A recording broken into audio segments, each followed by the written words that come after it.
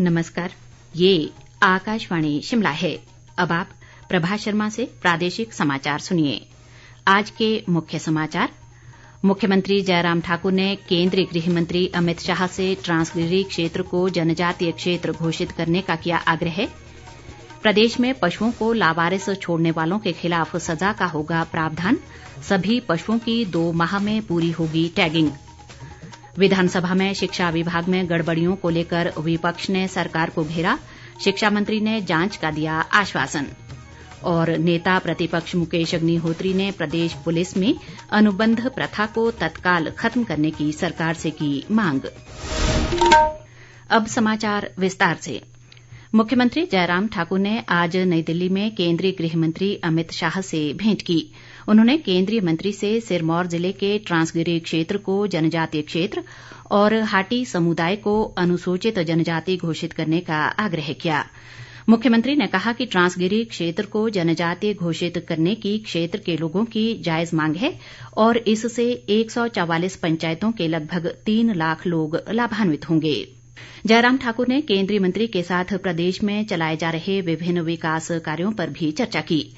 गृह मंत्री ने प्रदेश की सभी जायज मांगों के लिए हर संभव सहायता का आश्वासन दिया। इस बीच मुख्यमंत्री ने केंद्रीय वित्त मंत्री निर्मला सीतारमण से भी भेंट कर उनसे राज्य के सेब उत्पादकों के हित में सेब पर आयात शुल्क बढ़ाने का आग्रह किया। इसके अलावा मुख्यमंत्री ने मंडी हवाई अड्डे के निर्माण के लिए विशेष केंद्रीय सहायता उपलब्ध करवाने और औद्योगिक विकास अनुदान योजना को 2 वर्ष तक और बढ़ाने की मांग की। जयराम ठाकुर ने केंद्रीय वित्त मंत्री से हिमाचल प्रदेश के लिए विशेष केंद्रीय सहायता बढ़ाने का भी आग्रह किया। प्रदेश में एनिमल ट्रेसपास एक्ट 1861 में सरकार जल्द संशोधन कर इसे और सख्त बनाएगी। इस संबंध में सरकार जल्द ही अध्यादेश लाएगी। पशुपालन व ग्रामीण विकास मंत्री वीरेंद्र कंवर ने आज विधानसभा में प्रश्नकाल के दौरान विधायक नरेंद्र ठाकुर के सवाल के जवाब में ये जानकारी दी। वीरेंद्र कंवर ने कहा कि एनिमल ट्रेसपास एक्ट में पशुओं को लावारिस छोड़ने वालों के खिलाफ सजा का प्रावधान होगा। उन्होंने कहा कि इस संशोधन से बेसहारा पशुओं की समस्या को काफी हद तक नियंत्रित किया जा सकेगा। उन्होंने कहा कि हिमाचल में 2017 की पशु गणना के अनुसार 24,74,582 पशुधन है। कंवर ने कहा कि प्रदेश में 85% पशुधन को टैग लगाया जा चुका है और इन्हें पोर्टल से भी जोड़ दिया गया है। शेष 15% पशुधन को अगले 2 माह में टैग लगाने का काम पूरा कर लिया जाएगा। उन्होंने कहा कि टैगिंग का काम पूरा होने से पशुधन को सड़कों पर छोड़ने वालों की आसानी से पहचान हो सकेगी और उन्हें सजा दी जा सकेगी। वीरेंद्र कंवर ने कहा कि बाहरी राज्यों से हिमाचल की सीमा में आवारा पशुओं को छोड़ने वालों के खिलाफ भी सरकार कड़ी कार्रवाई करेगी। उन्होंने कहा कि प्रदेश सरकार हमीरपुर सहित पूरे प्रदेश की सड़कों को बेसहारा पशुओं से मुक्त करने के लिए गंभीरता से प्रयास कर रही है।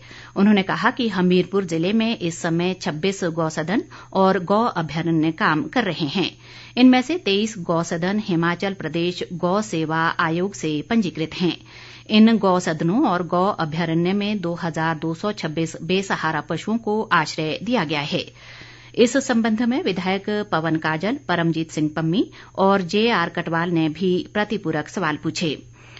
विधायक रामलाल ठाकुर के सवाल के जवाब में वीरेंद्र कंवर ने कहा कि पिछले 3 वर्षों में कृषि विभाग बिलासपुर द्वारा जिले में 3 कृषि भवनों का निर्माण किया गया और ये सभी उपयोग में लाए जा रहे हैं।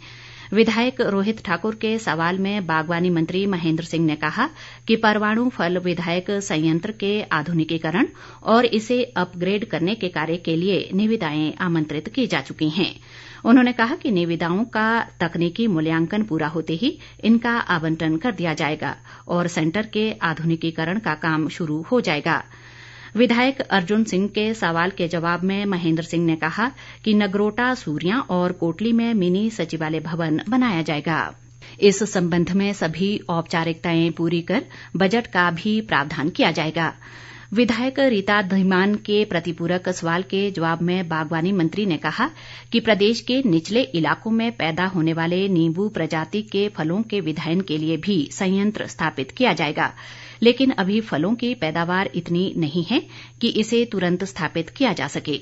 शिक्षा मंत्री गोविंद ठाकुर ने विधायक जियालाल के सवाल के जवाब में कहा कि प्रदेश सरकार विभाग में जल्द ही 300 प्रिंसिपलों को पदोन्नत करने जा रही है।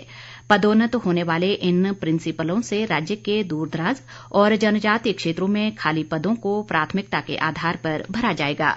प्रदेश विधानसभा में आज शिक्षा विभाग को लेकर विपक्ष द्वारा लाए गए कटौती प्रस्तावों के दौरान विपक्ष ने सरकार पर जोरदार हमले बोले और शिक्षा विभाग पर बीमार विभाग बन जाने का आरोप लगाया।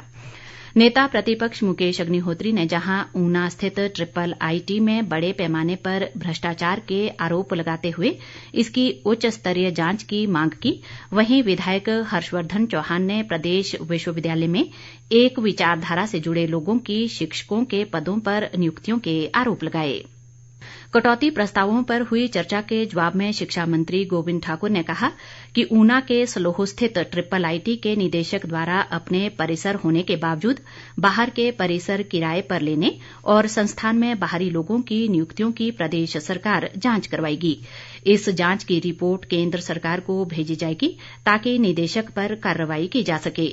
गोविंद ठाकुर ने कहा कि 9,886 लैपटॉप वर्ष 2018-19 के मेधावी बच्चों को दे दिए गए हैं, जबकि 2019-20 के बाद के मेधावी बच्चों को लैपटॉप दिए जाने हैं। उन्होंने कहा कि 2021-22 से मेधावी बच्चों को लैपटॉप के स्थान पर एंड्रॉयड फोन दिए जाएंगे। शिक्षा मंत्री ने कहा कि सरकार शिक्षकों के लिए ट्रांसफर पॉलिसी बनाने पर गंभीरता से विचार कर रही है ताकि इस कार्य पर होने वाली समय की बर्बादी को रोका जा सके। उन्होंने कहा कि सरकार एसएमसी शिक्षकों को नहीं हटाएगी और इनके स्थान पर नई नियुक्तियां भी नहीं की जाएंगी।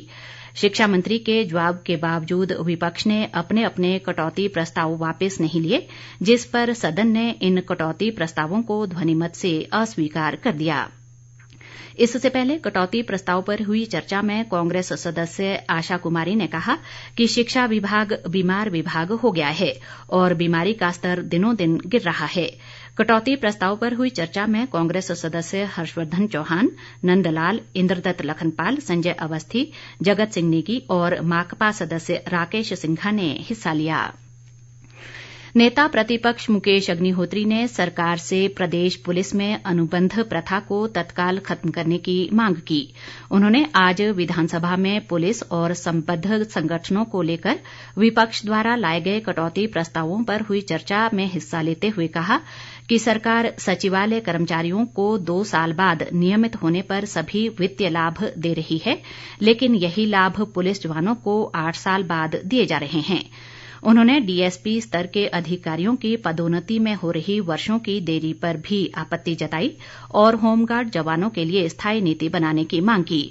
कांग्रेस सदस्य जगत सिंह नेगी ने प्रदेश सरकार पर पुलिस का राजनीतिक उद्देश्यों के लिए इस्तेमाल करने का आरोप लगाया और कहा कि विरोध करने वालों पर पुलिस के माध्यम से मामले दर्ज किए जा रहे हैं।